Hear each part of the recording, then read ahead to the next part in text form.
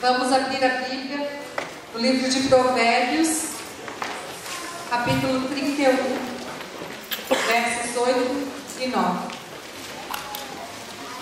Abre a boca a favor do mundo, pelo direito de todos os que se acham desamparados.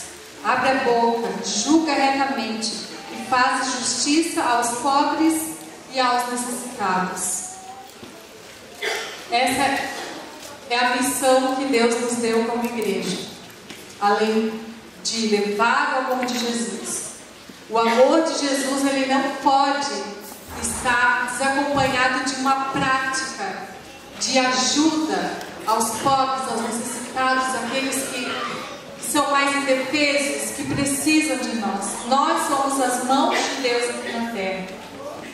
Muitas vezes é difícil tocar em feridas. E eu confesso a vocês que quando a irmã me convidou para pregar sobre este tema, quebrando o silêncio, eu orei a Deus e falei: Senhor, me ajuda, porque sinceramente eu acho às vezes um pouco desagradável esse tema, porque a gente fala de sofrimentos, de coisas feias que os seres humanos são capazes de cometer quando estão longe de Deus.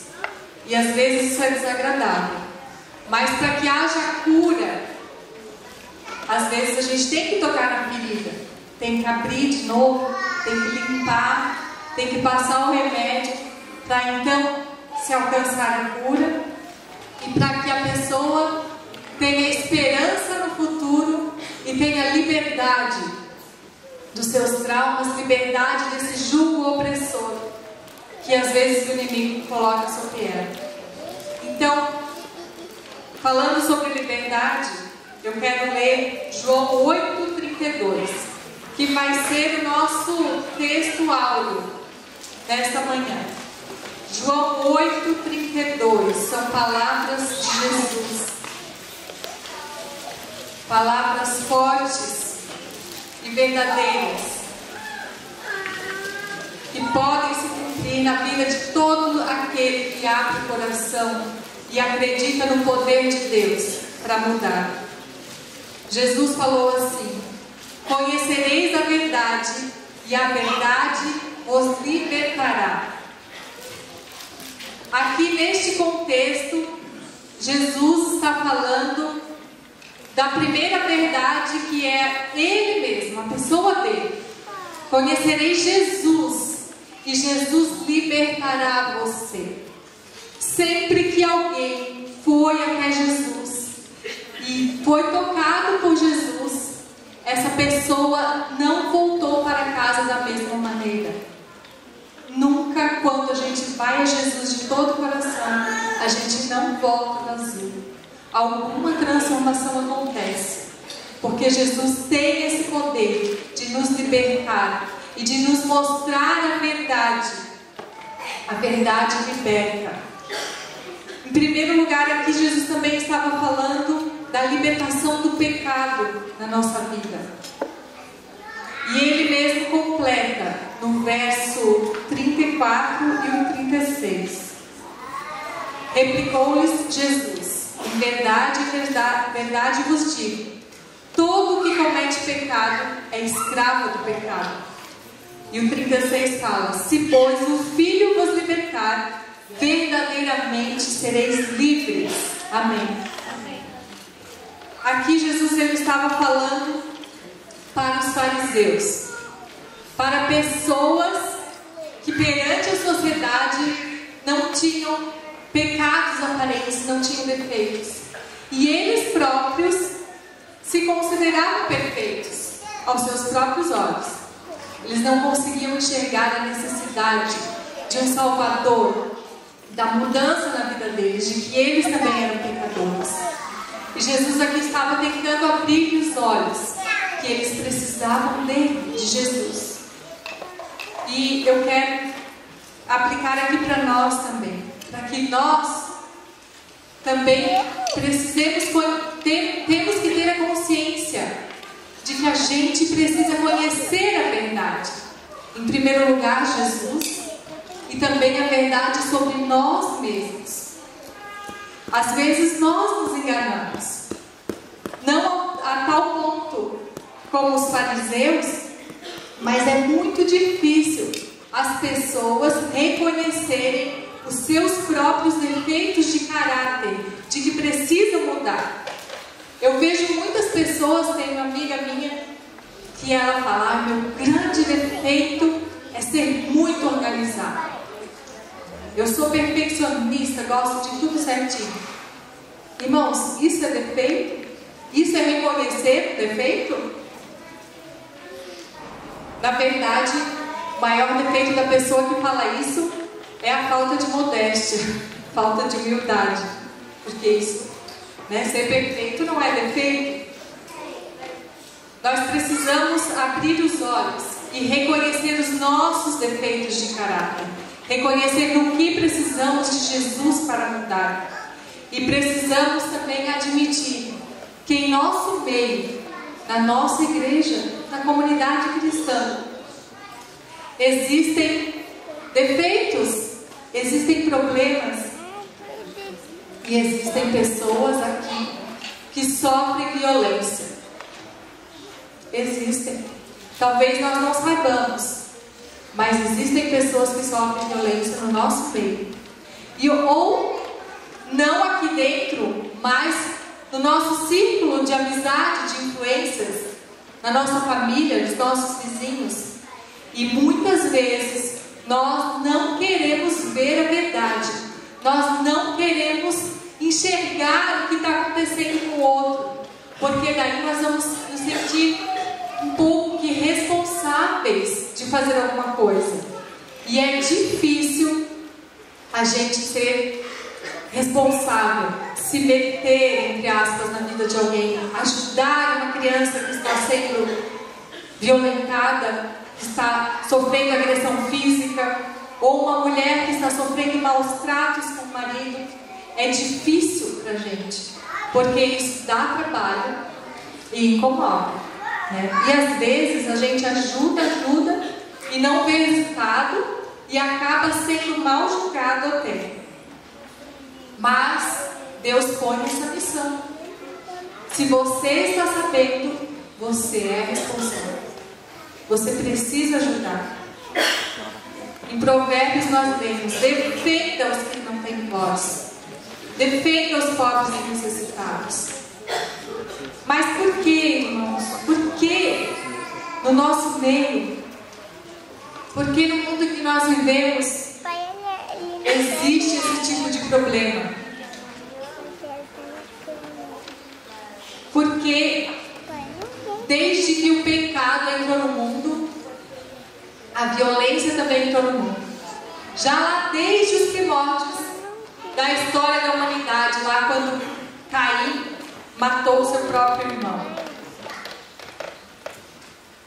Ou então existe a violência também psicológica. Talvez não haja agressões físicas, mas a violência psicológica também mata uma pessoa e destrói a pessoa, destrói toda a sua possibilidade de felicidade, de crescimento, de paz. E é na família, irmãos, que deve haver a maior das proteções. Deus planejou a família. E a família foi projetada por Deus, foi planejada por Deus, para que seja a nossa maior proteção.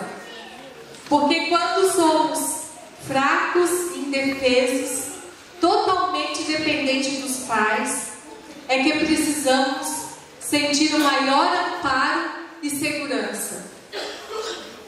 E esses primeiros cuidados que o bebezinho recebe ao nascer são os fundamentos do seu caráter. Se o bebezinho recém-nascido, ali de poucos meses, recebe todo o carinho e cuidado de que ele precisa, já foi colocada a primeira pedra, a mais importante, na construção do seu caráter. No livro A Ciência do Bom Viver, Ellen White faz uma declaração muito importante sobre isso, que faz nos pensar muito sobre as consequências dos primeiros meses de vida. Olha só isso que ela fala. As lições aprendidas, os hábitos formados durante os anos da infância têm mais que ver com o caráter e a direção da vida, ou seja, para sempre, toda a direção que você vai tomar, as tendências que você vai ter para o mal ou para o bem, do que todas as instruções e educação dos anos posteriores. Então, aquele fundamento ali, daqueles primeiros anos, daqueles primeiros meses de vida, aquele fundamento que você recebeu, eles vão influenciar você para o resto de sua vida. E no livro, eu trouxe alguns livros aqui para fazer propaganda. Esse sermão é resultado de pesquisa em vários livros, mas eu trouxe só 3, tá? Esse livro aqui, da Casa Publicadora, muito importante que todas as famílias pudessem estudá-lo. Como ajudar seu filho a amar Jesus. Aqui fala sobre como se forma a consciência do ser humano. E fala então que essa consciência se forma desde a gestação. E até no blog do Michel, se fazer propaganda também, essa semana ele postou lá uma pesquisa, uma reportagem sobre epigenética, que é o que tem de mais novo aí de pesquisas, de estudos, falando sobre como situações vividas no parto e até na gestação vão modificar o caráter da pessoa para sempre. Ou seja, ali no seu DNA, na sua formação, estava tudo ok, estava tudo perfeito, mas de repente acontece um fato ali na gestação que a mãe transmite para o filho, que vai mudar aquele caráter. O que era para ser bom pode se tornar ruim. Então, aqui fala sobre a formação da consciência, que se desenvolve nos anos da tenra infância, que são os primeiros fundamentos. E como é criada a consciência do ser humano? A consciência começa justamente com a relação da mãe com o seu filhinho, desde a gestação. E quando o bebê nasce, que ele perde aquele contato, aquele vínculo que ele tinha com a sua mãe, que lhe trazia tanta segurança e confiança, ele necessita continuar recebendo esse amparo, esse contato. Então, é com a presença constante, sempre presente da mãe, que vai se formando a consciência. Porque a partir desse contato, desse vínculo contínuo com a mãe, com os cuidados da mãe, ele vai tendo confiança nele mesmo, de que o mundo é seguro, de que ele é aceito, de que ele é amado, e ele começa então a se sentir seguro e confiante. E nos nossos estudos que eu tive agora na pós lá na de Minas, nós estudamos alguns teóricos da psicologia, e um deles foi Erikson. E ele também trata desse assunto, e todos os livros de psicologia que eu tenho lido sobre esse assunto falam a mesma coisa. E Erikson fala, ele chama este fundamento, esse contato, esse vínculo materno, de confiança básica. E que isso é primordial para que a criança se sinta segura, confiante em si próprio, nas suas capacidades de crescer, de se desenvolver. Então eu fico pensando, quando a minha primeira filha nasceu, algumas pessoas e pessoas cristãs me falavam, para que ela acostume a dormir sozinha no quarto dela, você deixa ela chorando umas 3 noites. Você vai estar disciplinando, colocando limites. E depois ela aprende, ela para de chorar, mas beleza, nunca mais chora. E eu ouvi aquele conselho e fiquei, meu Deus, mas será isso? Mas o meu coração de mãe, meu instinto materno, e orando e falando como, meu Deus, eu me coloquei no lugar daquele bebezinho indefeso que saiu ali do útero e querendo confirmar que eu estava ainda presente com ela. Eu pensei, eu não vou fazer isso com meu bebezinho. Eu não vou fazer. Irmãos, eu tenho 3 filhos e nos primeiros meses de vida deles, como todo bebê normal, eles choravam de madrugada, mas não muito não. Mas choravam para mamar, para se alimentar, para serem limpos. Mas mesmo assim, depois de estar limpo, alimentado e tudo certinho ali, o bebê às vezes chora, porque ele tem necessidade, como as necessidades físicas, ele tem a necessidade emocional de se sentir amado, de se sentir amparado. E depois de alguns meses, quando o bebê adquire segurança e já o metabolismo dele já entrou no ritmo e ele já consegue um espaço maior entre a alimentação, ele para de chorar naturalmente. Eu nunca tive problemas. Após uns 4, 5 meses, eu passei a dormir a noite toda, graças a Deus. E eu não precisei nunca abandonar os meus bebês chorando para que isso acontecesse. E ao contrário do que se pensa, né? Que isso vai impor limites e vai criar uma pessoa independente. Isso cria um trauma para o resto da vida. Mais adiante eu vou contar alguns exemplos sobre isso. Então o bebê precisa desse contato emocional, dessa segurança emocional, dessa presença da mãe, para que ele tenha confiança nele mesmo, na mãe e no mundo que o serve. E depois, aos poucos, quando ele vai amadurecendo e que ele entende só lá pelos 8, 9 meses que a criança começa a se dar conta de que ela e a mãe são pessoas distintas. No começo ele não entende isso. A criança só começa a se reconhecer no espelho e ver que ela é outra pessoa a partir dos 8, 9 meses. E aí então ele está preparado para sofrer, para aguentar mais a ausência da mãe por algum tempo.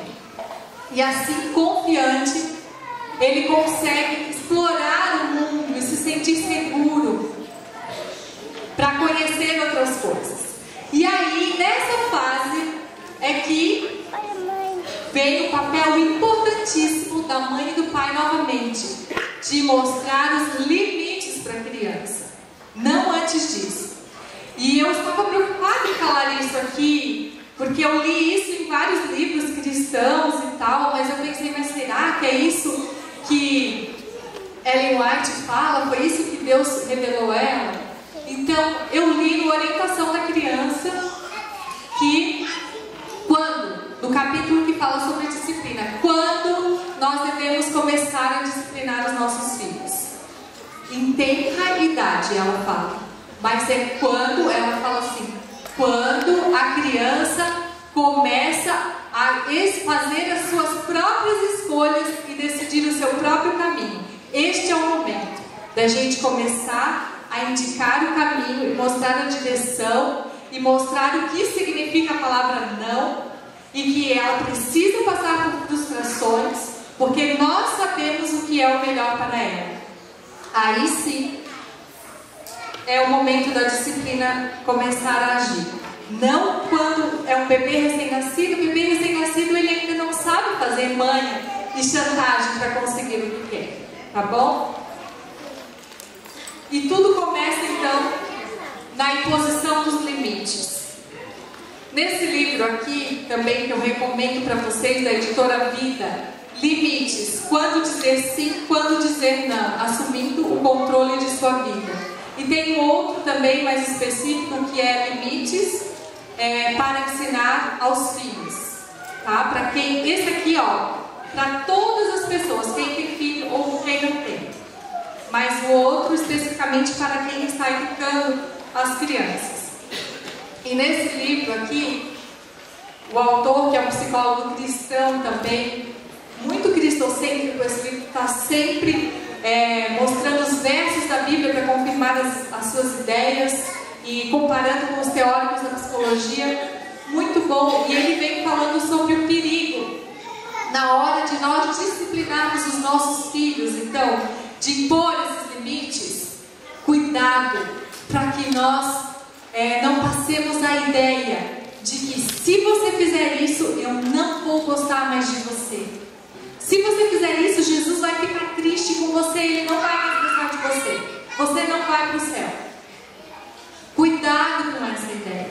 Às vezes nós não falamos isso explicitamente, mas as nossas atitudes colocam essa ideia lá no coração da criança.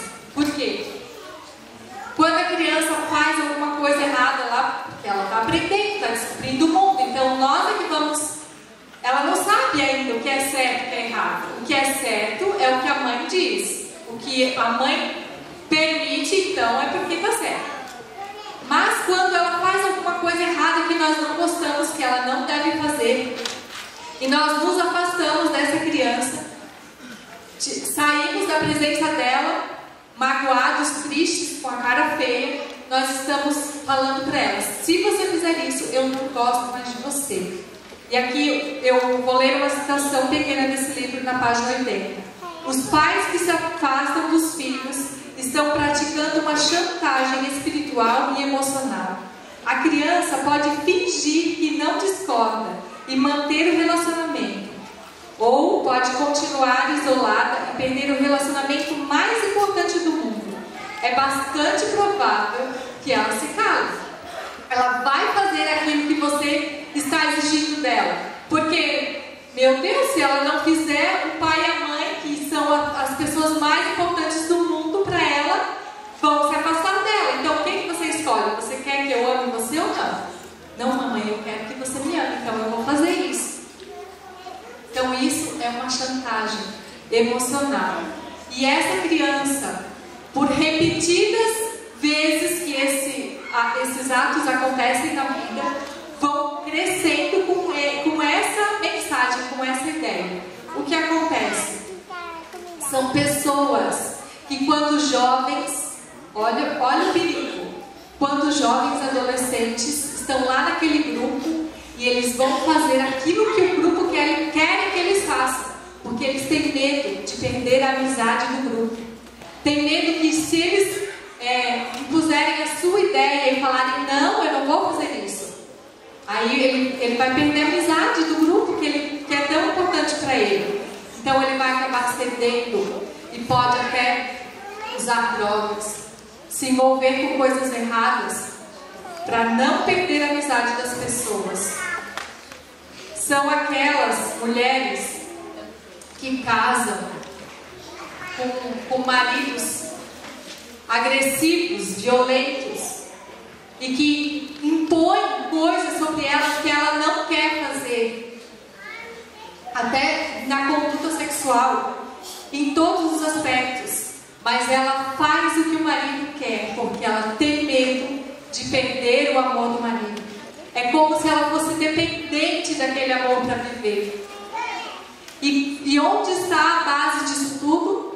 Lá na infância, quando os pais faziam essa chantagem com aquela criança. Então é uma pessoa que não tem autoestima boa, que não tem uma personalidade forte, que não tem coragem de lutar pelo que quer, de dizer não quando precisa dizer não e de se livrar da agressão. Já ouviram falar de mulher de malandro? Eu ouvia muito isso quando eu era criança, que ela apanha, mas ela está ali, firme e forte do lado daquela pessoa, porque ela não quer perder aquele amor. É uma transferência que ela faz. Ela lembra daquele sentimento que os pais passaram a ela. Então, cuidado com isso. Então, como disciplinar da maneira correta? Nós temos que ser firmes, sim. Você colocou uma regra na sua casa, no seu lar, você mostrou o que é certo a fazer, não volte atrás porque o seu filho está chorando. Ninguém morre porque chora. Mas seja firme com amor e mostre a ele as consequências dos atos errados que ele está cometendo.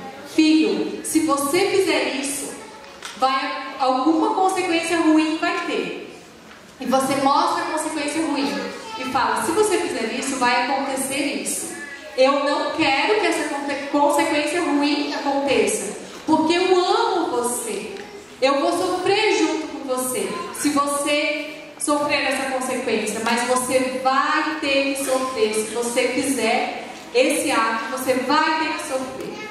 É assim que Deus age, porque a disciplina de Deus é educativa, e Deus quer que a gente veja as consequências das nossas escolhas. Toda escolha tem uma consequência, e é isso que você deve ter sempre em mente e mostrar para o seu filho. Agora, o caráter do agressor, como se forma? Tem muitos pais, até esses pais que sofreram chantagem na infância, eles têm medo até de perder o amor dos seus filhinhos. Eles não suportam dizer não para a criança, porque a criança vai chorar, vai sofrer e não vai mais gostar de mim. E então elas cedem o tempo todo, porque tem um amor condescendente, um amor permissivo, que na verdade isso não é amor, porque o amor verdadeiro, ele vê lá na frente, vê as consequências dos seus atos e quer sempre o bem. Então o pai e a mãe que deixa a criança fazer tudo o que eles querem e não conseguem dizer não, e se deixam manipular por essas crianças, eles estão criando um futuro agressor, um futuro dominador. Principalmente quando essa criança tem as suas explosões de raiva e elas não são contidas. A raiva em si, ela não é negativa, porque a raiva é um sistema de defesa. Nós temos raiva quando nós somos injustiçados. Quando alguém nos fere, nós temos raiva, nós temos que ter raiva. Porque se a gente não tiver raiva, a gente não reage contra nada. Só que a raiva tem que ser expressa de uma maneira aceitável. Quando a criança tiver raiva e ela se joga no chão e quebra as coisas e faz birra e ganha aquilo que ela quer, é esse comportamento que ela vai ter para sempre. Quando ela for adulto e vier aquele rompante de raiva, ela vai ser agressiva. Ela vai fazer de tudo para conseguir o que ela quer. Ela vai manipular as pessoas, vai ser dominadora e não vai aceitar as frustrações. Só que essa criança, se não for corrigida pelos pais na infância, um dia a vida corrigirá. Um dia a vida corrigirá. Pode ser a perda de um emprego, pode ser até uma prisão, pode ser até uma doença, uma hospitalização, pode chegar a consequências drásticas, mas os limites são precisos. E aquelas crianças então que recebem punição o tempo inteiro, de maneira agressiva, que o pai mal explica o que está acontecendo e bate na criança, achando que assim está sendo forte, está colocando limites. O meu filho não abre a boca para nada, ele me respeita. Engano seu. Ellen White, no livro Orientação da Criança, também fala sobre esses pais e fala que essas crianças, quando longe dos pais e se veem livres ao seu próprio domínio, elas não sabem como agir e não sabem como defender os seus direitos. E ela fala assim que tende em mente que quando vos tornais ásperos e irrazoáveis perante vossos pequenos, estáis lhes ensinando o mesmo. As pessoas agressivas que sofreram agressão na infância, tendem a repetir o mesmo padrão familiar com os seus filhos também, porque foi a maneira que lhes foi ensinada para que se chegue à educação. Mas esse nunca foi o plano de Deus, irmãos. Muitos podem usar a Bíblia para justificar os seus atos, porque em Provérbios fala para não reter a vara.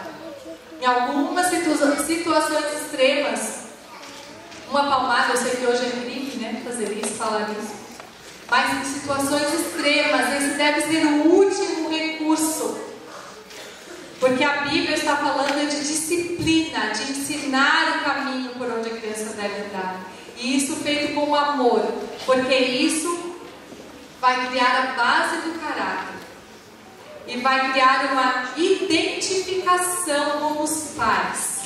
A maior motivação para uma criança obedecer aos pais é a sua identificação com eles. Quando ela ama os pais, ela quer vê-los felizes. É natural isso, ela se identifica com eles, ela quer ser igual a eles.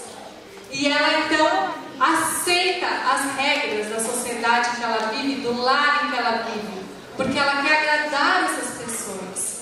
Agora, a criança que não tem esse vínculo, que não tem essa identificação, ela não tem motivação para cumprir a lei de Deus, para fazer as coisas certas. Qual é a nossa motivação para cumprir a lei de Deus? Não é o amor a Deus? É isso que Deus quer que nós ensinemos aos nossos filhos. Para cumprir as regras, a motivação maior deve ser o amor. E aqui nesse livro, eu vou ler só mais uma citação do livro Como Ensinar Seu Filho a Amar Jesus, na página 57.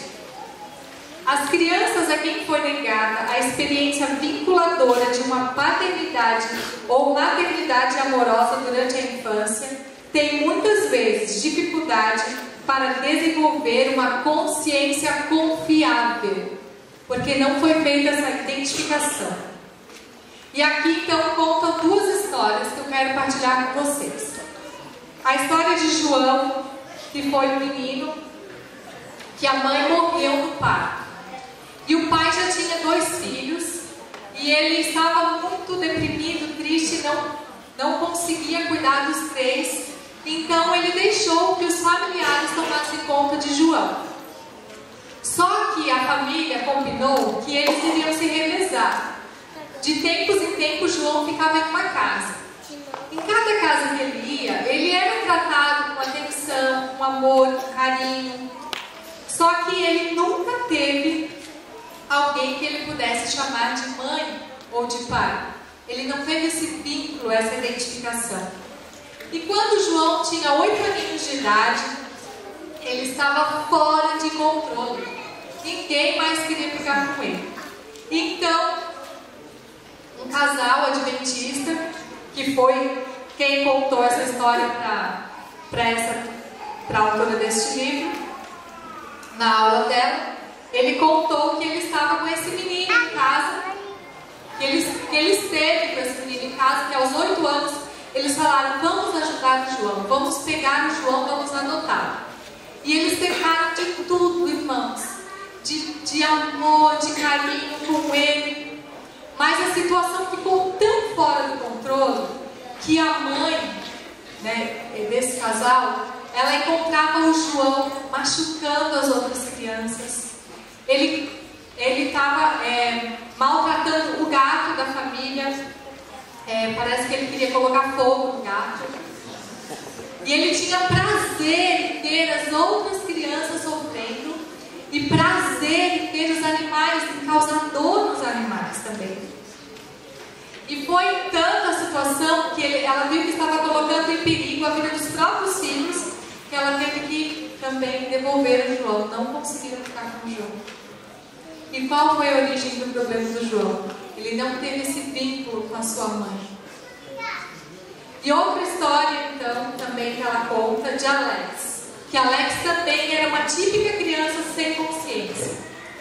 Ele nasceu com uma deficiência física e ele teve que ficar no hospital, internado, foi criado no hospital por 4 anos de sua vida.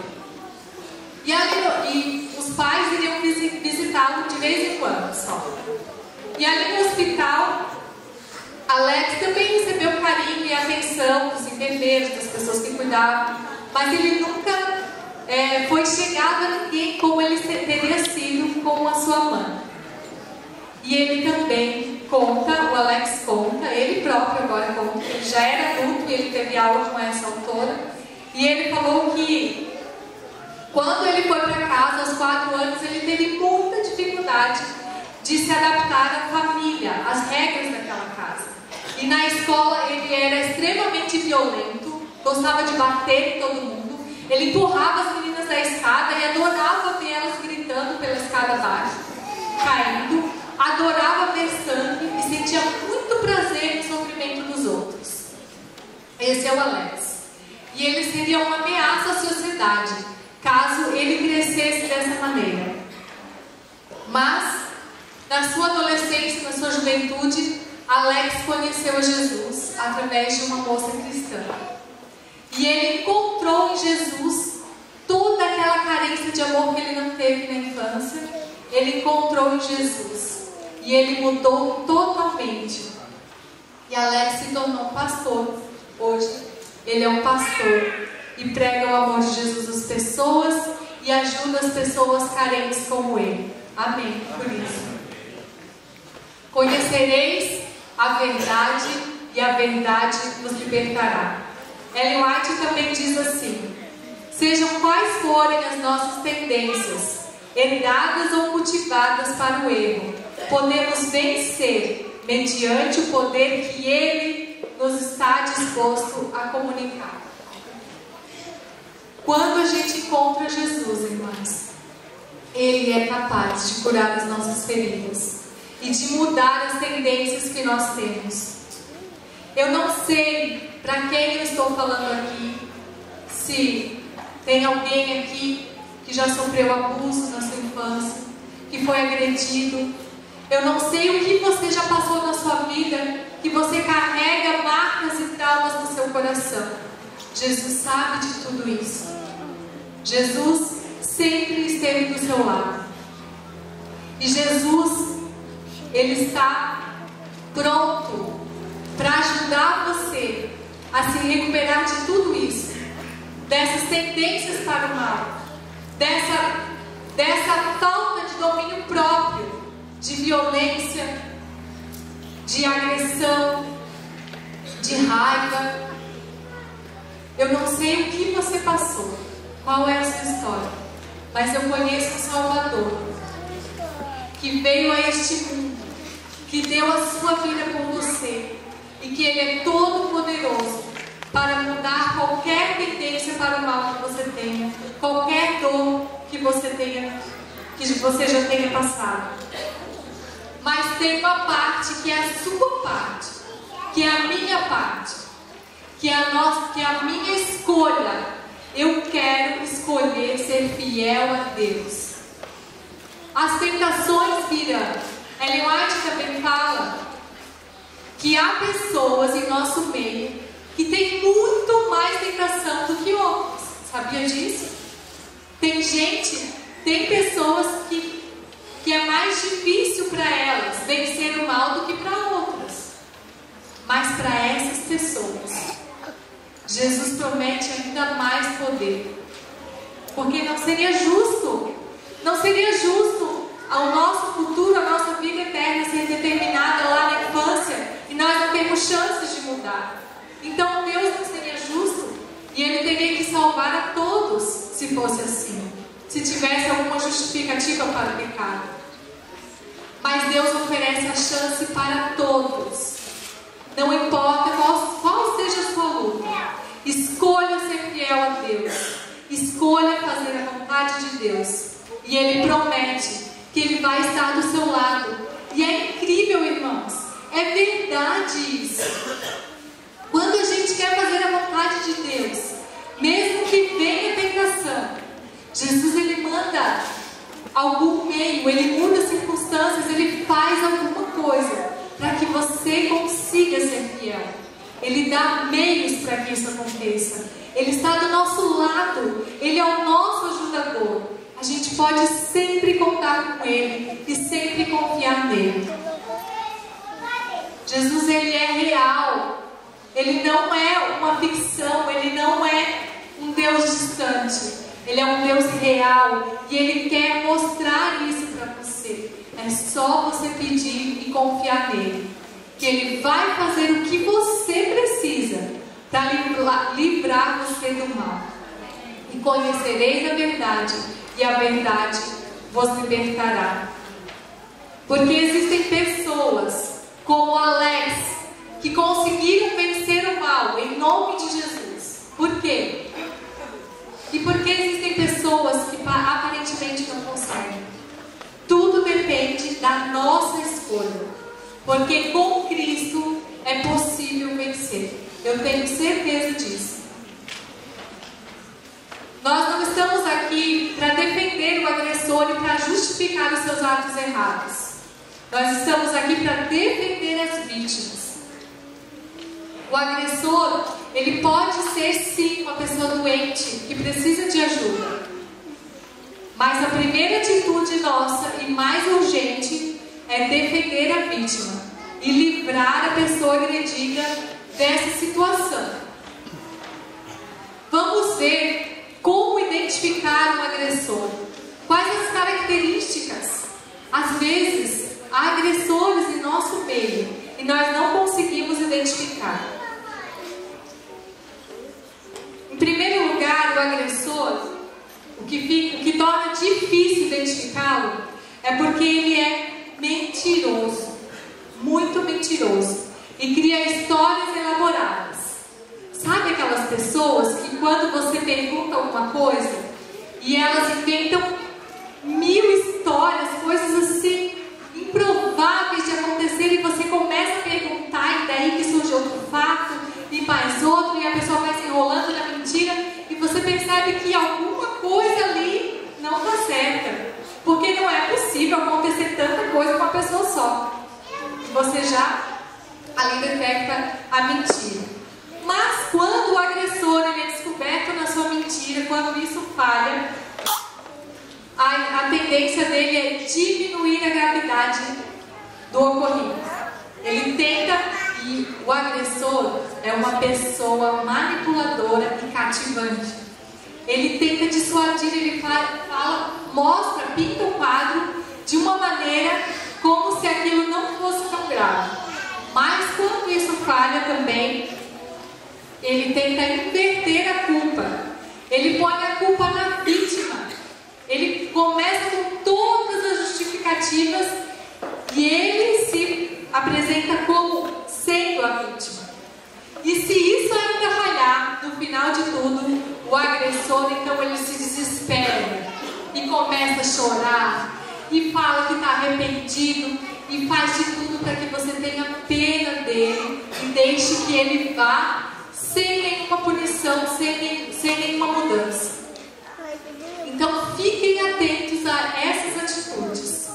O agressor, ele até reconhece que o seu ato ali de violência, aquele ato é errado, mas ele não consegue reconhecer que a sua vida inteira está errada, porque isso não é um ato isolado.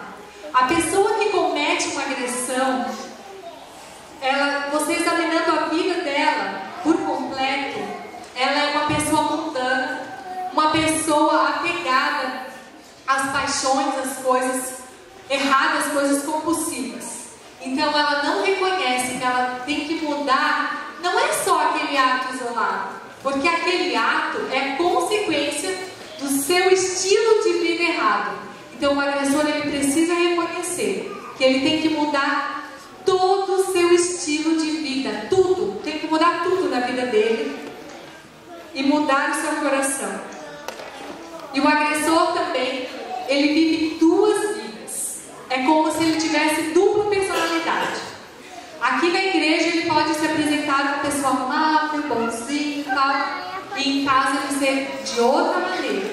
E ele acredita nessa personalidade boa dele. Ele mente tanto que ele mente para si mesmo e ele engana a si próprio. Só que ele engana só a si próprio e algumas pessoas, porque a Deus ele não engana. Então, qual deve ser a nossa postura quando a gente encontra um caso assim? Quando você detecta que realmente aquela pessoa é um agressor, um abusador, ele está abusando de alguém psicologicamente ou fisicamente, o que você pode fazer? Em primeiro lugar, a Acredite na vítima. A vítima, ela é refém desse agressor. Nós já vimos as características da vítima. É uma pessoa que, até pelo fato do agressor ser cativante, ela se sente dependente do amor daquela pessoa, dependente de alguma forma. Ela não consegue sozinha se livrar daquela pessoa. Então você tem que acreditar nela.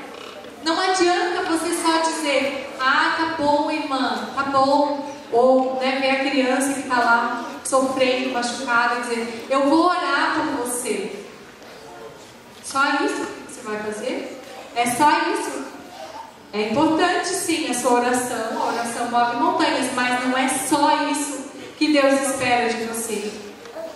Nós, como igreja, se você vê que você não tem condições de amparar aquela pessoa de alguma maneira, financeiramente na sua casa, ou conseguir outro local para ela morar, se una com a igreja, reúna a igreja, expõe a situação. Nós temos que nos unir e tomar uma atitude de livrar a pessoa das mãos do agressor.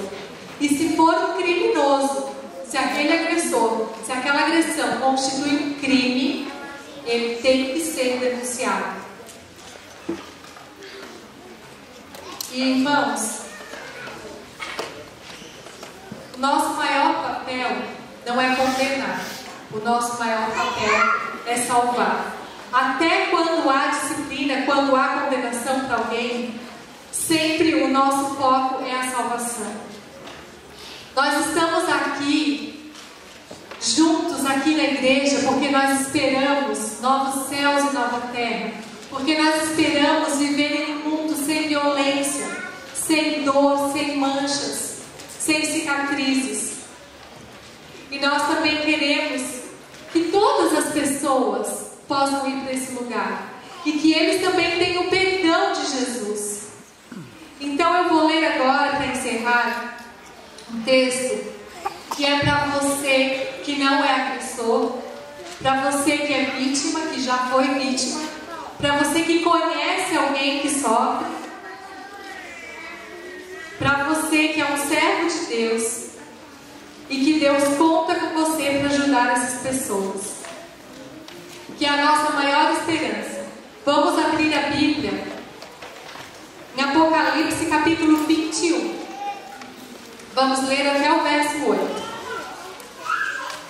Novo céu e nova terra, pois o primeiro céu e a primeira terra passaram, e o mar já não existe. Vi também a cidade santa, a nova Jerusalém, que descia do céu da parte de Deus, ataviada como noiva, adornada para seu esposo. Então ouvi grande voz vinda do trono, dizendo: eis o tabernáculo de Deus com os homens. Deus habitará com eles, eles serão povos de Deus, e Deus mesmo estará com eles. E lhes enxugará dos olhos toda lágrima, e a morte já não existirá, já não haverá luto, nem pranto, nem dor, porque as primeiras coisas passaram. E aquele que está sentado no trono disse: eis que faço novas todas as coisas. E acrescentou: escreve, porque essas palavras são fiéis e verdadeiras. E disse-me ainda: tudo está feito. Eu sou o Alfa e o Ômega, o princípio e o fim. Eu, a quem tem sede, darei de graça da fonte da água da vida. Quem tem sede, irmãos, desse amor de Jesus, dessa cura? Quem tem sede de justiça? Quem tem sede de um mundo assim maravilhoso, sem dor, onde Jesus mesmo promete que vai enxugar todas as nossas lágrimas? A quem tem sede? Se você tem essa sede, Jesus vai lhe dar dessa água. O vencedor herdará estas coisas. Eu lhe serei Deus e ele me será filho. E nós vamos estar sempre amparados nos braços do nosso Pai. Mas, porém, no verso 8, Jesus fala: você quer estar lá? Porém, aos covardes, aqueles que não têm coragem de estar do lado de Deus, de lutar pela justiça, de defender os fracos, aos covardes, aos incrédulos, aos abomináveis, aos assassinos, aos impuros, aos feiticeiros, aos idólatras e a todos os mentirosos. A parte que lhes cabe será no lago que arde com fogo e enxofre, a saber, a segunda morte. E o mal vai ser para sempre eliminado deste mundo. Amém por isso. E nós estaremos para sempre com o nosso Deus. Porque as únicas cicatrizes que nós veremos naquele dia são as cicatrizes das mãos de Jesus. As suas cicatrizes, aquela dor que nós um dia já passamos, todas elas vão ser esquecidas, vão ser apagadas para sempre. E somente as cicatrizes nas mãos de Jesus vão estar lá para nos lembrar do amor desse Deus maravilhoso. E o meu desejo, irmãos, nesta manhã, é que nós possamos criar os nossos filhos para que eles estejam lá nessa terra maravilhosa, para que eles tenham um caráter puro e santo, para que eles nunca sejam nem agressores, nem vítimas de agressores. E que essa igreja possa refletir o caráter de Deus aqui na terra. E que logo esse dia chegue, para que nós possamos abraçar o nosso Salvador. O convite dele hoje para nós é esse: venha, conhecereis a verdade vos libertará. Você quer nascer de novo? Se o seu nascimento não foi bom, se você tem marcas da sua infância até aqui, Jesus convida você para nascer de novo. Vamos nascer de novo? Vamos começar de novo? Junto com o nosso Deus querido que nunca nos faltará? Em nome de Jesus, é isso que eu peço a Deus hoje. Amém.